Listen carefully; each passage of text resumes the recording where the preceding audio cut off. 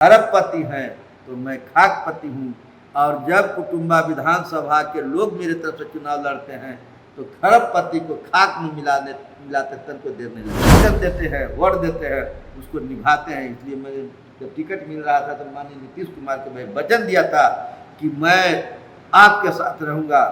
मैं नीतीश कुमार का साथ रहा। भारत रत्न डॉक्टर भीमराव अम्बेडकर जी को मैं कोटि कोटि नमन करता हूँ। उनके चरण में श्रद्धा सुमन अर्पित करता हूँ।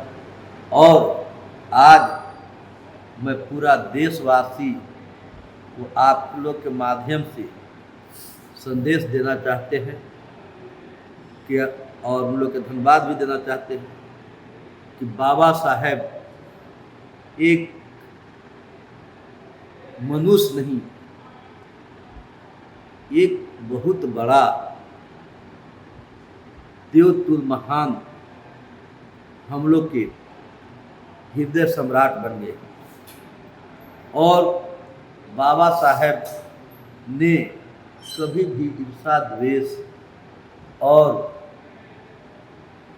जातिगत बात नहीं की। उन्होंने गरीबी अमीरी का जिक्र भले किया और उन्होंने आरक्षण इसलिए दिया कि उस समय जो हालात थी सभी लोग जानते हैं। और बाबा साहब आज नहीं होते तो गरीब गुरबा का जो मान सम्मान है, आबरू है, कुछ नहीं बचता। इस बाबा साहब को हम लोग तहे दिल से स्वागत करते हैं। और आज हिंदुस्तानी आवाम मोर्चा सेकुलर पार्टी की ओर से जो कार्यक्रम रखा गया है, इसके लिए आदरणीय हम पार्टी के संस्थापक और भारत सरकार के माननीय मंत्री, बिहार सरकार के पूर्व मुख्यमंत्री आदरणीय जीतन राम मांझी जी को हम धन्यवाद देना चाहते हैं हृदय से और कोटि कोटि उनको प्रणाम करना चाहता हूँ।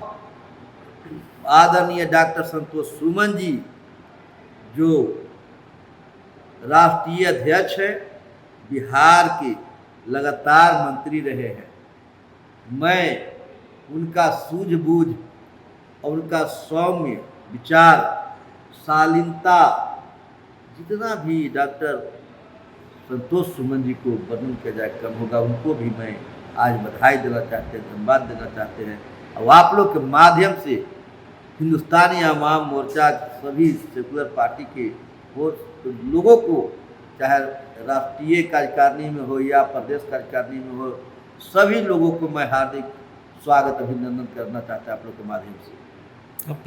मैं ललन राम उर्फ ललन भूया अभी दूसरा बार विधायक बना हूँ। अभी हम पार्टी के ओर से विधायक बने हैं, पहले जेडीयू से भी विधायक रहे हैं 2010 से 15 तक। और अभी माननीय जीतन राम मांझी पर की कृपा हुई कि फिर पुनः विधायक बने। और कुटुम्बा के देवतुल्य महान जनता को भी हम आभार प्रकट करते हैं आप लोग के माध्यम से।